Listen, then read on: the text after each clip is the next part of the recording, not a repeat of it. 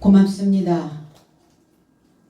베드로가 순서대로 설명하며 자신 안에 있는 하나님의 말씀을 내던지기 시작합니다.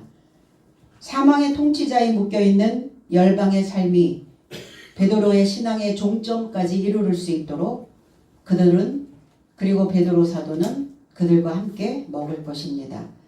그렇게 하기 위해서는 우리는 하나님을 세습하는 삶이 되어야 하고, 오늘 우리가 이 자리에서 베드로 사도와 연합되어 헌신하는, 그리고 하나님을 세습하는 귀한 이 날들이 되시기를 원합니다. 7절로 10절. 그래서 베드로야 일어나 제사하고 먹으라. 나에게 말하는 음성에게서 들었다. 그러나 내가 말하되 주여 아무것도 안 됩니다. 모든 속된 것이나 불결한 것이 언제든지 나의 입에 들어가지 않았습니다. 그러자 하늘에서 두 번째 나온 음성이 내게 답변하시되 하나님께서 깨끗하게 하신 것을 내가 속되다 하지 말라. 이런 일이 3번 연달아 발생하고 전체 삶이 하늘에 이르고자 끌려 올려졌다 그랬어요. 들었어요. 베드로는 또 듣습니다. 음성에게서 들었다. 음성을 들었다 이러면 어디에서 전달되어져 오는 거죠. 그러나 내 안에서 울리는 소리이기 때문에 음성에게서 들었다라는 표현을 하는 겁니다. 내 안에 음성에게서 들었다. 그런데 그냥 듣는 것이 아니라 감각으로 듣고 있는 겁니다. 감각으로 듣는다는 것은 깨닫기 위하여 온 세포가 서 있는 거예요. 누워 있는 것이 아니라 깨어 있는 겁니다. 이걸 감각으로 들었다 이렇게 표현합니다. 인간은 오감을 가지고 있죠. 생존을 하기 위해서는 이 감각이 발달되어져야 돼요. 감각이 발달되지 못하면 필요로 하는 것들을 얻을 수 없고 먹어야 되는 것들을 얻지 못하고 생존하는데 힘든 상황들이 벌어지게 된다는 겁니다. 마태복음 7장 24절로 25절에는 그러므로 누구든지 나의 이 말을 듣고 행하는 자는 그 집을 반석 위에 지은 지혜로운 사람 같으니 비가 내리고 창수가 나고 바람이 불어 그 집에 부딪히되 무너지지 아니하나니 이는 주초를 반석 위에 놓은 까닭이요 그랬어요. 원어 해석은 그런즉 나의 이런 말씀 삶을 듣고 있는 모두가 그 삶을 행하고 있으니 내가 그를 신중한 장정과 같다 할 것이니 그는 반석을 접하여 그의 집을 건축하였고 그리고 비가 내렸고 홍수가 왔고 바람이 불어 그 집에 부딪혔어도 넘어지지 않았다. 왜냐하면 반석을 접하여 기초가 세워졌었기 때문이다. 이 메시지는 거짓 선지자들에 대한 말씀을 주시면서 너희가 주여 주여 내 삶이 당신의 이름으로 예언하였고 당신의 이름으로 귀신 삶을 쫓아냈고 당신 이름으로 많은 능력 삶을 행했습니다. 이렇게 말했거든요. 그러나 주님은 그리하여도 네가 주여 주여 했다 할지라도 열성을 내고 믿었다 할지라도 많은 능력을 보여줬다 할지라도 그래도 너의 삶을 언제든지 알지 못한다고 동의할 것이다.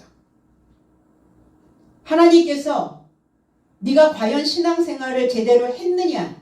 네가 크리스찬으로 살고 있었느냐? 네가 사역자의 삶을 살았느냐? 그렇게 물어보실 때 나는 거기에 동의할 수 없다라고 말할 것이다. 그래서 불법을 저지르는 삶이여 나로부터 떠나라 하시면서 7장 24절로 25절의 이 말씀을 주셨거든요. 누구한테 주셨나? 신중한 장정과 같다. 말씀을 듣고 있다라는 것은 뭐냐? 신중하다는 거예요. 그러면 사역자들의 삶은 뭐 해야 되냐? 신중해야 합니다. 어떤 것을 내가 결정할 때, 교회에 어떤 일을 행할 때, 내가 나의 위치를, 내 자리를 어떻게 해야 하나라고 생각할 때 신중해야 된다는 거예요. 그래서 신중한 장정과 같은 그 삶이 반석을 접하여 있는 자다. 어떤 상황이 벌어져도 환경 속에서 홍수가 바람이 그 집에 부딪혀도 넘어지지 않는다. 사역자는 기초석과 같다는 거예요. 교회의 기반이 되는 자들입니다. 그러니까 이 기초가 잘 세워져야, 그래야 그 터 위에 성도들의 삶이 지어져 갈 수 있다는 겁니다. 그래서 말씀을 듣게 하였고, 그리고 신중한 장령이 누구였냐? 우리는 열 처녀의 비유에서 신중한 자를 만나게 됩니다. 다섯은 지혜로운 삶이 아니라, 지혜롭다라는 단어는 따로 있습니다. 소피아라고 하는 단어가 따로 있어요. 그 여기에서 지혜로운 것이 아니라 다섯은 신중한 삶이고 다섯은 미련한 삶이라 일으켰어요. 미련한 삶은 자신의 삶의 등을 가졌으되, 그러면 자신의 삶의 등을 가졌다는 것은 자신만 비추는 등이라는 거예요. 나만 비추고 있다는 거예요. 하나님이 원하여, 하나님이 필요로 하여 쓰임받는 일꾼이 아니라 내가 필요로 하는 일만 하는 거예요. 내가 원하는 것만 하는 거예요. 이 자를 미련한 삶이다라고 표현합니다. 자신의 삶과 함께 기름을 갖지 못했었다 그랬거든요. 기름을 갖지 못한 자는 그리스도가 없는 삶입니다. 왜 그리스도가 없게 되어졌나? 왜 미련하게 되어졌나? 듣기를 거부하고 있거든요.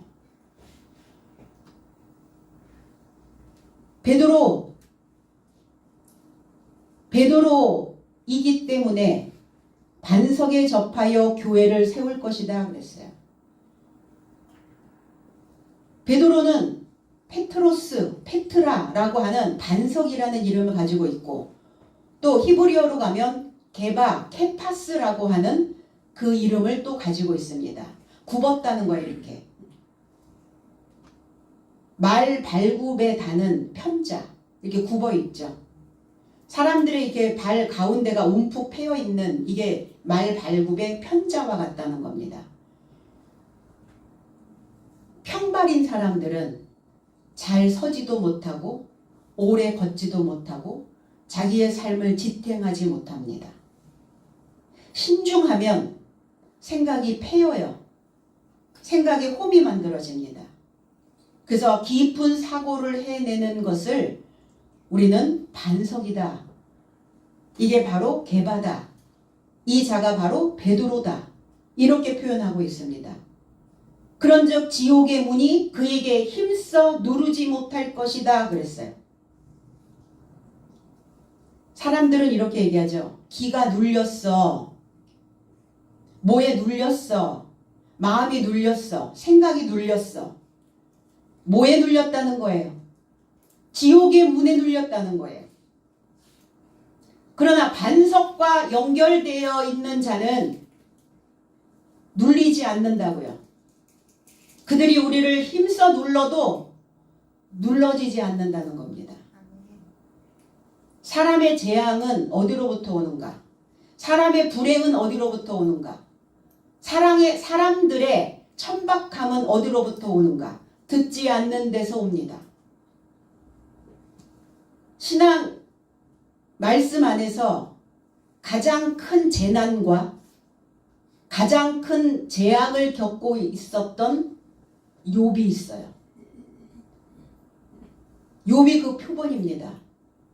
욥기서 23장 2절에는 오늘도 내게 반항하는 마음과 근심이 있나니 내가 받는 재앙이 탄식보다 무거움이라 그랬어요. 반항하는 마음, 저항하는 마음. 사춘기도 지났는데, 사축기도 지났는데, 5축이, 6축이, 7축이, 8축이, 우리의 인생에는 계속 어떤 그 발달 과정들이 만들어진다는 겁니다. 그런데도 반항하는 힘이 있다는, 반항, 하나님께 반항. 욥이 하나님께 반항하는 마음과 근심이 있으니 듣지 않는 거예요. 욥의 고난은, 욥의 고통은, 욥에게 온 재난은 듣기를 거부하는 것서부터 시작이 됩니다. 대만 사람 엘리바스, 수아 사람 빌닷, 나아마 사람 소발. 이 사람들이 3번씩을 이야기해요. 돌아가면서 듣지 않습니다. 그러니까 보다 못해, 참다 못해. 람 종족 부스 사람 바라겔의 아들 엘리후가 입을 엽니다. 욥의 세 친구가 아니에요.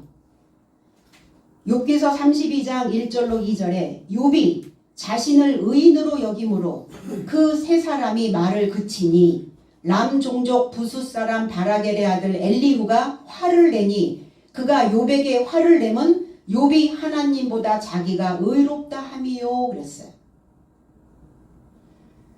욥의 세 친구가 무슨 이야기를 해줬겠어요? 네가 하나님의 마음을 헤아릴 수 있겠냐? 지금 네가 사역했던 그 모든 것들은 하나님에 의한 사역보다 너의 의의를 드러내는 사역이었다. 죽으면 죽어야 되고 하라 하면 해야 되고 그 자리를 보존하고 하나님이 영광받을 수 있도록 했어야 됨에도 불구하고 그 일을 하지 않고 네가 드러났다. 그 욥은 굉장히 자기 자신에 대한 의의가 강합니다. 내가 과부들을, 내가 고아를, 나에게 맡겨준 종들을 내가 그들을 돌보지 않은 적이 한 번도 없습니다. 내 모든 것을 다 했습니다. 욥은 자기 자신에 대하여 그렇게 변론을 합니다. 그런데 반항이에요. 이 반항이라고 하는 이 단어가 쓰다라는 뜻이에요. 메리라는, 마라라는 단어에서 쓰다, 저항하다, 대항하다, 거역하다, 불순종하다. 하나님의 일꾼들이 가장 중요하게 생각해야 되는 임무는 듣는 일입니다. 대만 사람이 입을 열죠. 남쪽이라는 뜻이에요. 동쪽을 향한 사람의 오른쪽에 있는 곳, 이것이 바로 남쪽이라고 하는 표현입니다. 바르다, 확고하다, 우편을 택하다. 이 대만 사람 엘리바스, 하나님의 금의 하나님, 정연하다, 순수한 금이라는 뜻입니다. 입에서 뭐가 쏟아져 나왔겠어요? 이 엘리바스의 입에서 하나님의 메시지죠. 욥을 깨끗하게 하고 정연시켜야 되는 뜨거운 불이 쏟아지고 있습니다. 뭐 하려고요? 그 사역자의 생각에서 불순물을 제거하려고요. 그 다음에 수아 사람 빌닷. 수아라고 하는 단어는 작은 골짜기, 가라앉히다, 몸을 굽히다 이런 뜻이에요. 그러니까 욥이 너무 방방거리고 있으니까, 너무 붕 떠 있으니까 그를 가라앉히려고 수아 사람이 들어왔어요. 굽어지려고, 낮아지라고. 몸이 굽어져야 골짜기가 만들어지고 골짜기가 만들어져야 담는 자루가 만들어집니다. 그러니까 지금 욥은 담겨지지 않아요. 말씀이 담겨지지 않으니까 그를 파고 있는 겁니다. 수아 사람. 빌닷. 다툼의 아들이란 뜻이에요. 머리의 가르침으로 그를 사랑하다 이런 뜻을 가지고 있어요. 교훈이 나가고 있는 거죠. 그 다음에 나아마 사람. 소발. 나아마티라고 하는 이 단어는 유쾌하다, 기쁘다, 즐겁다, 상냥하다. 우리가 사실은 어떤 사람의 말을 듣기를 원하는가 할 때 상냥한 사람의 말을 듣기를 원하죠. 그러니까 나아마 사람이 또 등장이 됐어요. 그러니까 하나님은 이렇게도 듣게 하고 저렇게도 듣게 하고 온갖 소리를 다 듣게 하시는 거예요. 뭐 하려고? 그 사역자를 건지시려고. 소발이라고 하는 의미는 깡충깡충 뛰어다니다, 되돌아오다. 그 생각들이 멈춰있지 않도록, 자기의 의의로 고정되어지지 않도록, 내가 이 정도 사역했으면 되지 않나? 내가 이쯤에서 물러가야 되지 않아? 그 생각이 아니라 앞으로 끊임없이 깡충거리며 뛰어다닐 수 있도록, 멈추지 않도록, 진행할 수 있도록 만드는 나아마 사람. 소발이 또 입을 열었을 때도 듣지 않습니다. 그래서 람 족속을 들었어요. 또 람 족속을 들어서 쓰십니다. 람은, 룸은 일으키다, 집어 올리다라는 의미를 가지고 있어요. 자기의 생각과 너무 밀착되어져 있다는 거예요. 너무 붙어버렸어요. 그러니까 이게 뜯어지질 않는 거예요. 들어 올려져야 되는데 들어 올려지질 않아요. 들어 올려야 공기층이 만들어질 거 아닙니까? 빵 반죽, 밀가루 반죽 해보셨죠? 너무 반죽이 질퍽거리거나 그러면 공기층이 만들어지지 않아서 먹을 때 식감이 좋지를 않아요. 그러니까 반죽을 하는 사람들은 어때요? 공기층이 많이 들어갈 수 있도록 숙성을 시키지 않습니까? 그러니까 룸이라고 하는 의미는 집어 올린다는 의미는 들어서 치는 거예요. 공기층이 들어갈 수 있도록. 그래야 스며들 수 있으니까.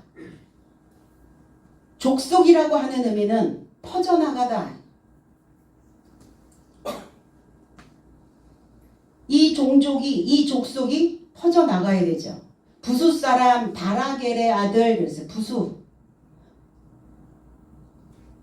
그러니까 이 부수 사람 바라겔의 아들은 그들 중에 욥보다 그 세 친구보다 훨씬 더 연소하여 그랬어요. 나이가 제일 어린가 봐요.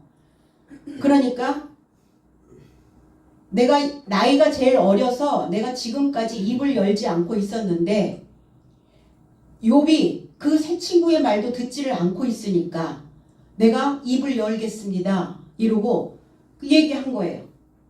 욥이 너무 자기 의의가 강하다 이렇게 표현을 하면서 입을 열기 시작한 거예요. 무례하게 대하다, 그 다음에 얕보다 이런 의미를 가지고 있어요. 아닌 건 아니라고 말해주는 거예요. 좀 무례한 것 같지만 아닌 것을 뜯어 고치기 위해서는 상대를 조금 낮춰서 이야기해야 되는 그런 상황을 지금 이렇게 부숫사람 이랬어요. 바라크엘이라고 하는 단어가 하나님이 축복하셨다. 그럼 내가 무례하게만 대하는 것이 아니라 거기에는 하나님의 축복을 넣어주려는 의도가 있다. 그리고 하나님을 경배하게 할 수 있도록 무릎을 꿇게 하려고. 이것이 욥에게 원하는 헌신입니다. 몸과 마음을 바쳐 있는 힘을 다해 섬기다 이런 뜻을 가지고 있어요. 이 헌자가 바칠 헌, 드릴 헌 이런 뜻을 가지고 있어요. 그 헌자에 한자의 부수를 찾아보니까 술, 그릇, 이름사, 그 다음에 위에 있을 의가 한자의 부수로 들어가 있더라고요. 욥의 문제는 듣지 않는 거예요. 그러면 이 술자는 술의 소리를 들어야, 그래야 최상품의 와인을 만들어낼 수가 있어요. 술이 지금 잘 발효되어 있는지, 술이 잘 익어가고 있는지, 술이 잘 빚어지고 있는지 이 술자는 술의 소리를 들어야 되거든요. 그리고 신자는 몸신자입니다. 한자의 부수를 보니까 나라 이름 건이라는 단어가 들어가 있어요. 몸은 나라와 같다고요. 하나님의 나라를 세우는데 바쳐야 하는 몸이라는 거예요. 이걸 헌신이라고 말합니다. 오늘 베드로 사도는 반석 위에, 베드로 위에 교회를 지어주고 있는 거예요. 그들은 교회가 아니거든요. 그들은 교회가 없어요. 열방들은 하나님의 성전이 되어지지 않은 자들을 열방이라고 이방이라고 말합니다. 그러니까 제일 중요한 건 교회를 세워야죠. 그들의 마음에, 그들의 몸에 헌신의 삶을 통해서 교회가 지어지는 그 날임을 기억해야 될 줄로 믿습니다. 잡아먹으라. 잡다라고 하는 의미는 제사드리다, 디오라고 하는 단어인데 제사를 드리다, 제물을 드리다 이런 의미예요. 제물로 먹으라. 그럼 사역자들이 먹어야 되는 제물은 뭐냐? 짐승입니다. 짐승 같은 생각. 하나님의 일꾼이 자기의 모습을 보지 못하면 곤란한 일이 벌어지죠. 다른 사람의 모습만 보고 다른 사람만 잡죠. 그러니까 사역자를 잡아줄 자가 필요한데 사역자는 사역자 자신이 자신을 잡아야 됩니다. 그러니까 사역자들끼리 서로서로 융합하고 화합하고 협력해서 서로에게 짐승의 생각들을 먹어줄 수 있어야 되는 거예요. 이 협력입니다. 이것이. 짐승을 잡는 사람을 제사장이라고 말하고 그 제사장을 일하는 자라고 말하고 그 일하는 자를 사역자다, 사도다, 선지자다 이렇게 표현하고 있습니다. 그러면 사역자는 짐승 같은 백성들을 잡아주는 자예요. 하나님의 입에서 나오는 그 진리의 알갱이를 가진 자를 우리는 하나님의 일꾼이라고 표현합니다. 먹어라. 그냥 먹는 것이 아니라 개걸스럽게 먹어라. 이 개걸스럽다라는 의미는 음식이나 재물을 먹거나 가지려고 욕심을 부리다. 음식이나 재물을 가지려고 욕심을 부리는. 그래서 짐승 같은 속성들이 보이면 그거를 먹어야 되겠다라고 하는 욕심을 부리고 먹으라는 거예요. 누군가 먹어주겠지. 내가 아니어도 내가 일하지 않아도 이 교회에서 내가 없어도 누군가 먹어주고 잡아주겠지. 아니라는 거예요. 나는 왜 없나요 항상? 나여야 된다는 거예요. 내가 해야 되는 것들이라는 겁니다. 아, 내가 꼭 그 일을 했으면 좋겠다라는 바람을 갖고 계시라는 겁니다. 베드로야 일어나 그랬어요.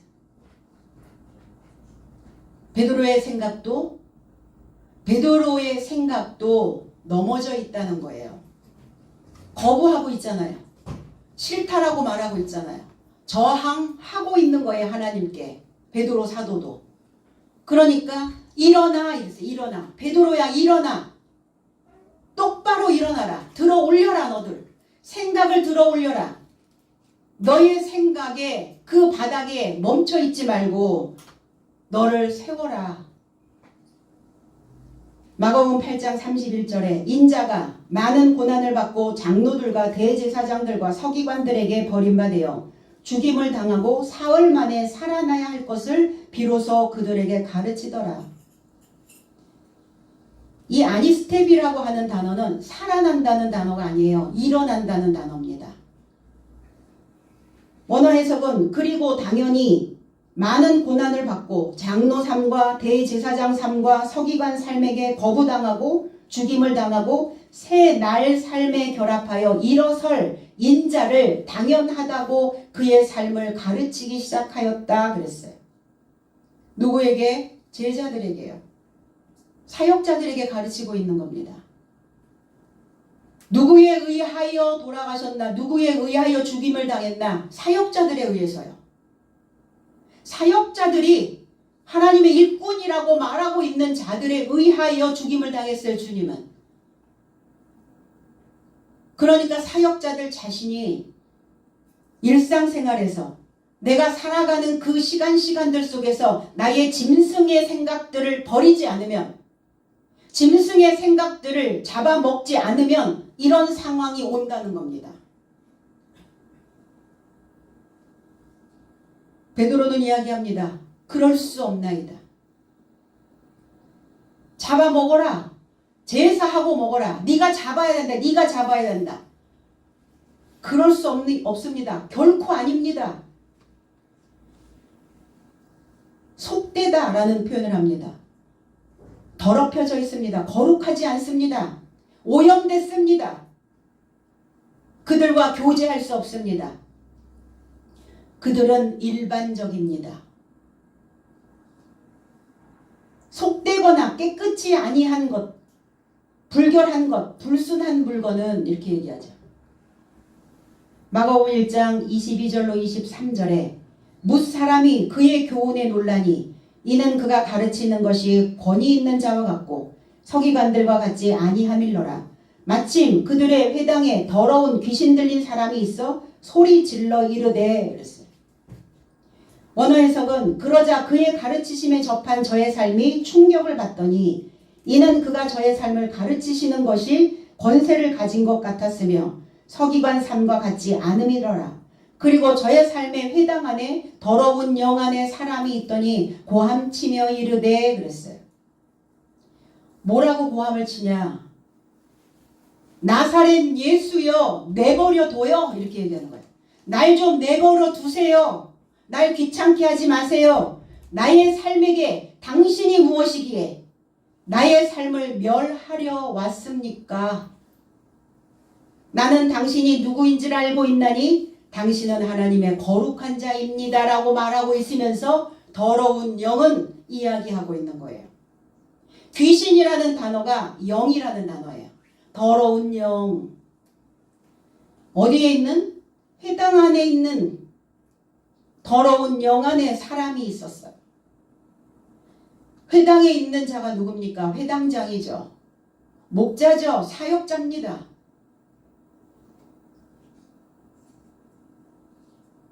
그러니까 정결하게 하기 위해서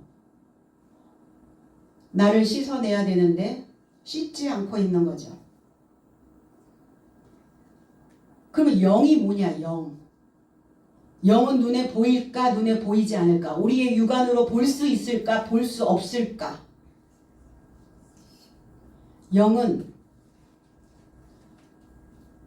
내가 영이 되면 상대의 영이 더러운 영인지 거룩한 영인지 보입니다. 우리는 오감으로 보기 때문에 보여요.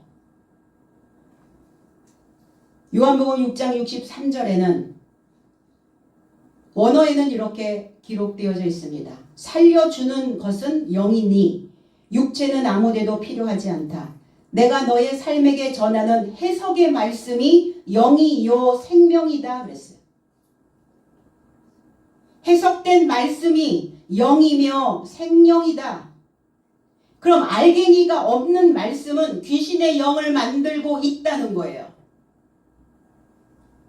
이걸 뒤집어서 이야기를 하면, 우리 역설적으로 이야기를 하면 하나님의 진리가, 하나님의 말씀이 해석이 되지 않고 있다면 더러운 영이다. 영이 없는 자다. 거룩한 영이 없는 자. 그럼 거룩한 영이 되지 않았다는 것은 더러운 영이 됐다는 거예요. 오늘 그 이방인들을 향하여 베드로 사도는 그렇게 말하고 있는 겁니다. 그들은 더러운 영입니다. 나는 깨끗한 영입니다. 나는 하나님의 흐레마의 말씀을, 하나님의 알맹이의 말씀을 나는 먹고 있습니다. 그 표현을 지금 베드로 사도는 하나님께 하고 있는 거죠. 그러니까 해석해 주지 않으면 더러워진다는 거예요. 최후의 아담이 살려주는 영에 이르게 된다 그랬어요.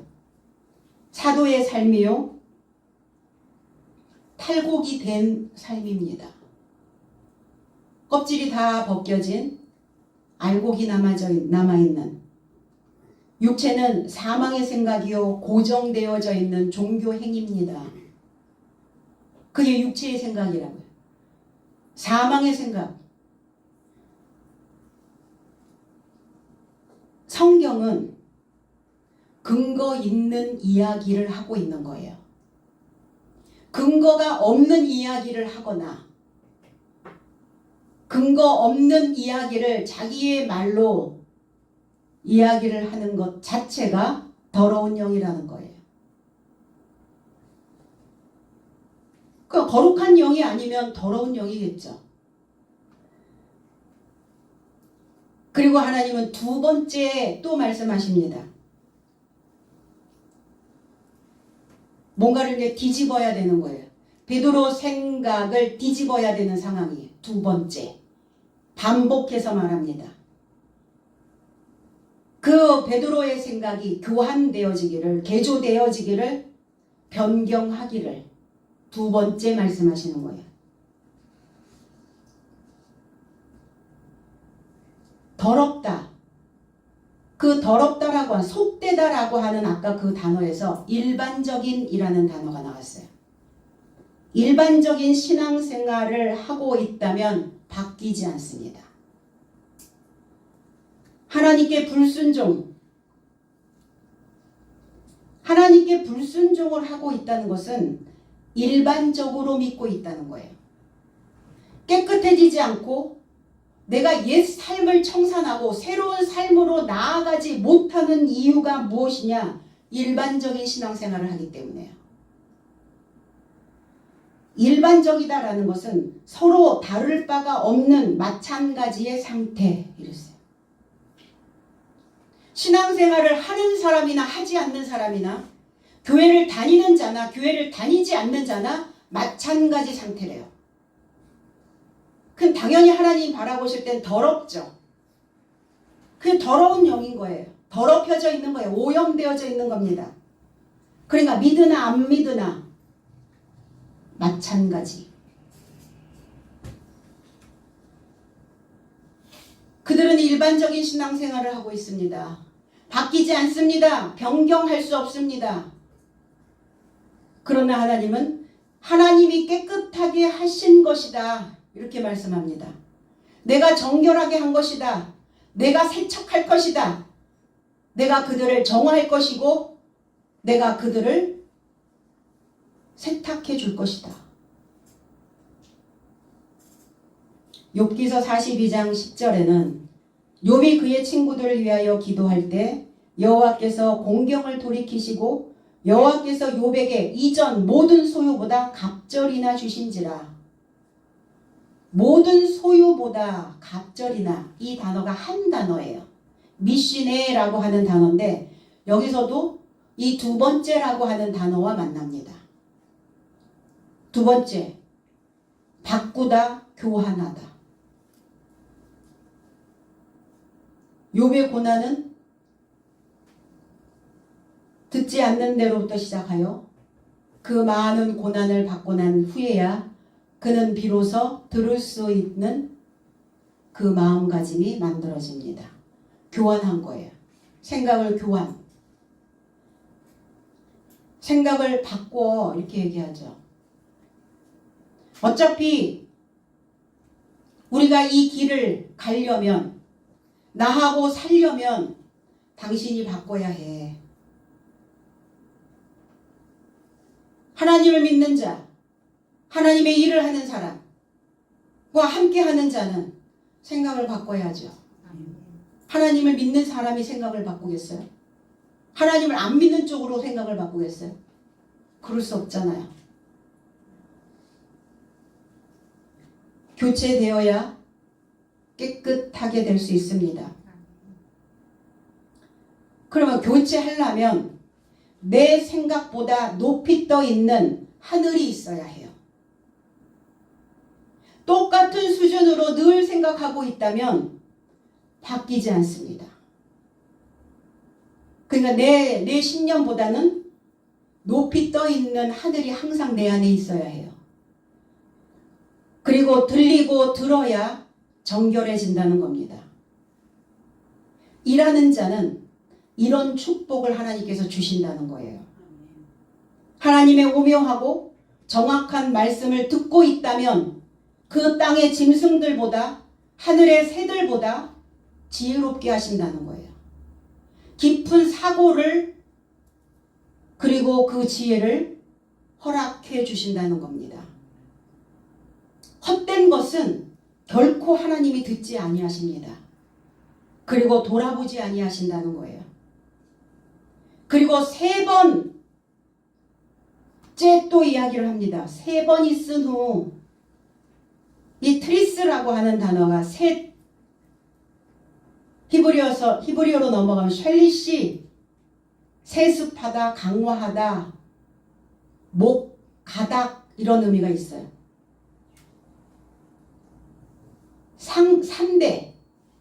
3대까지 내려오면 가닥이 잡혀서 그들이 하나님의 몫을 가질 수 있게 된다는 거예요. 그래서 신앙생활의 3대, 어떤 기업의 3대, 그러면 탄탄하다는 거예요. 흔들리지 않고 간다는 겁니다. 그럼 내가 1세대, 내 자녀가 2세대, 또 그 후손이 3세대, 이렇게 해서 그 집안에 3세대만 믿으면 그 가문은 명문가다 이런 표현들을 예전에 제가 들었던 것 같아요. 신앙생활 안에서.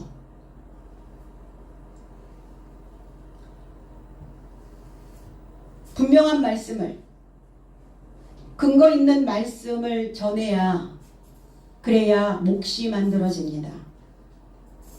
그래서 아브라함의 하나님, 이삭의 하나님, 야곱의 하나님 3대를 계속 거론하는 거예요. 3대.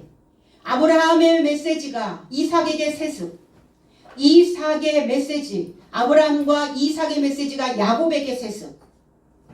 그래서 3대를 계속 그 혈통이 만들어지는 겁니다.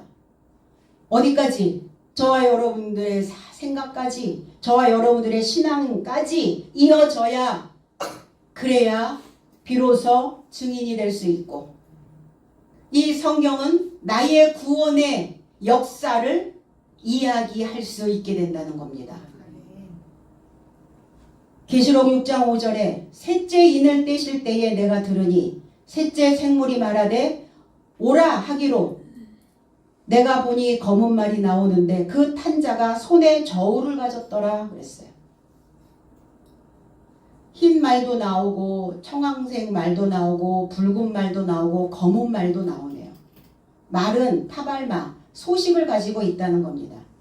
그런데 검은 말이 소식을 가지고 있는데 그 검은 말이 셋째 인을 여실 때, 원어에서는 그리고 셋째 인을 여시는 때에 내가 들었는데 셋째 생물이 말하되 와서 보라.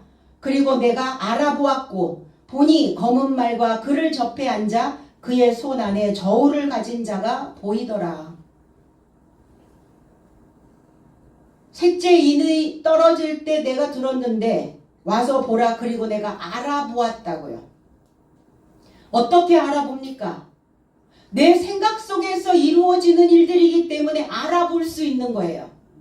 내가 지금 어떤 상태의 소식을, 어느 날의 소식을 가지고 있는지 알아보는 거예요. 알아보니 검은 말을 접해 있다. 검은 말. 이 검다라고 하는 이 멜론이라고 하는 이 의미는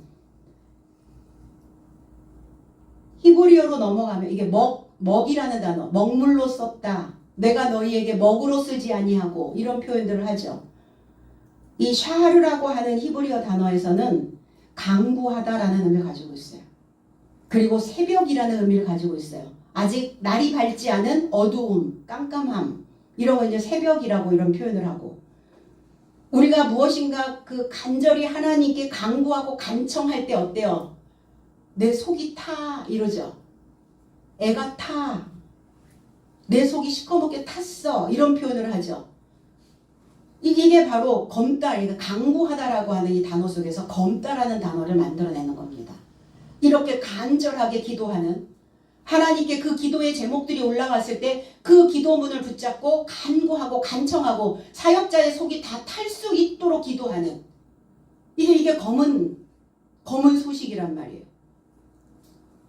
아가서 5장 10절로 11절에는 나의 사랑하는 자는 희고도 붉어 만 사람에게 뛰어난다.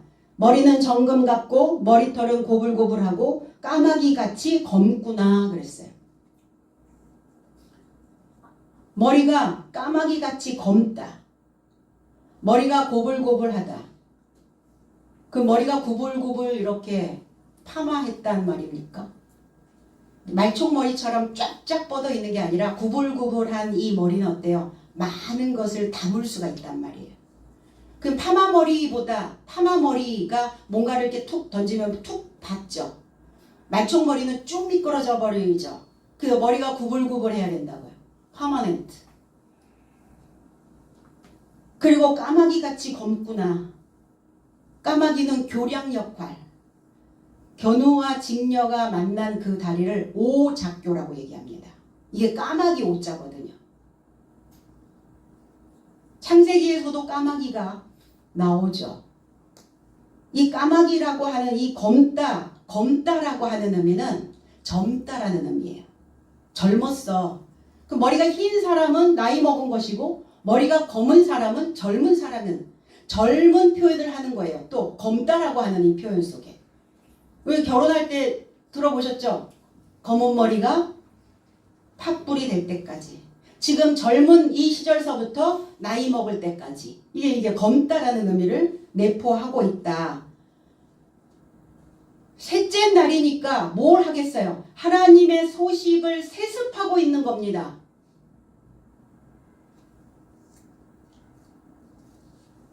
하나님과 이 까마귀라고 하는, 이 검다라고 하는 의미 속에 이 단어가 오레부라고 하는 단어인데, 무역하다. 저녁이 되며 아침이 되니, 이 저녁이 되며 까만 날, 주님과 무역하는 날, 주님과 연합되는 날. 그래서 무역상들을 뭐라 그래요? 아라비아 상인들이다 이렇게 얘기하잖아요. 그게 무역상들이거든요. 장사하는 사람들, 사고 파는 사람들.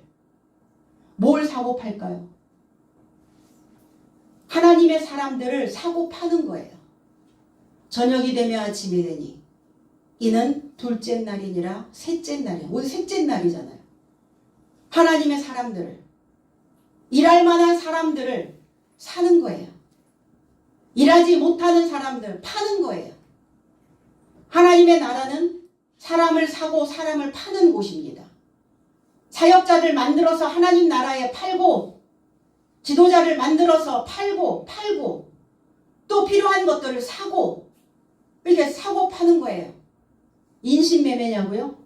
그런 건 아니고요.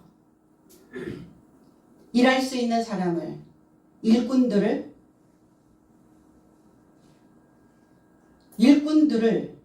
구인하는 겁니다.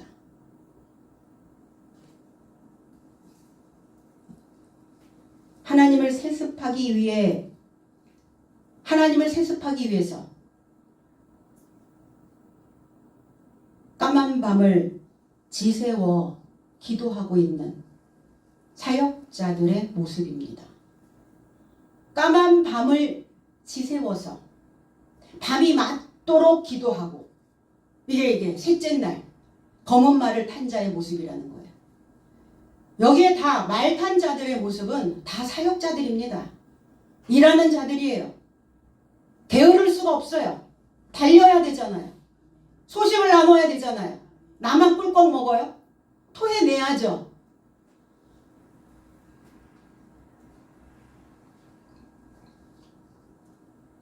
그 말탄 자의 손에 저울을 가졌더라. 저울, 지고스, 멍에라는 뜻도 가지고 있어요.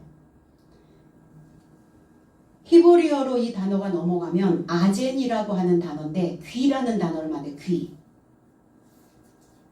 듣다, 조사하다. 그리고 주님도 제자들을 부르실 때 내게 와서 배우라. 배우는데 멍에를 메고 배우라. 그게 저울이다. 공평한 저울추가 되어져야 된다. 너와 내가 평평해야 된다. 수준이 같아야 된다. 근데 귀래요. 우리의 몸의 저울이 뭐냐면 귀래요. 귀가 우리의 몸에 우리를 지탱하게 만드는, 균형을 잡아주는 달팽이관이, 그 안에 이석이, 그게 튕겨나오면 돌죠. 어지럽죠. 균형이 깨지는 거예요. 신체의 균형이. 안 들어, 듣지 않아, 자기 고집만 세워, 균형이 깨집니다. 소리가 들어가야 밸런스가 맞출 거 아닙니까? 하나님의 메시지가 들어가야 하나님과 내가 밸런스를 맞춰서 균형을 잡고, 그리고 항해를 하게 될 거 아니겠습니까? 자기 고집만 가지고 있으니까 기울어져 있는 거예요. 기울다 못해 땅속으로 들어가 버리는 거예요. 폭 박혀버리는 거죠. 재앙을 누가 자처하겠습니까? 스스로 자처하는 거예요.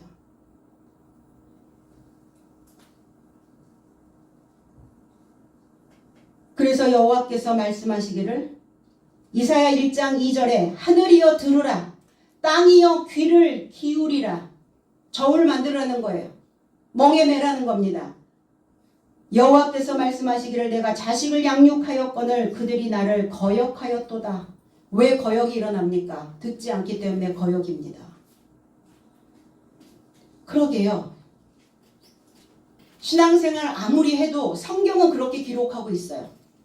아무리 하여도 알맹이 없는 신앙생활은 헛수고다. 무의미하다. 하나님이 너를 동의하지 않을 때 나도 동의하지 않는다. 그러니까 사역자들은 반드시 근거 있는 얘기를 전해야 되고 증명할 수 있는 거리들을 던져줄 수 있어야 된다는 거예요.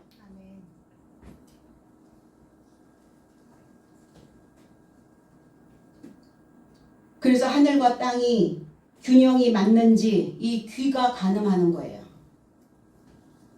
하나님의 말씀을 조사해서 듣고 있다면 균형이 맞고, 일반적인 것만 듣고 있다면 일반적인 신앙생활, 그렇다면 기울어져 있을 것이고, 하나님의 사역자의 헌신은 그 귀를 하나님께 바쳐서 억울한 사람들이 제 명을 채울 수 있도록 그 소리에 귀를 기울이시고, 입보다는 귀가 높은 곳에 있잖아요.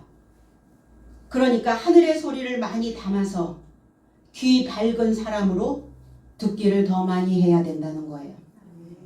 사역자들은 그렇습니다.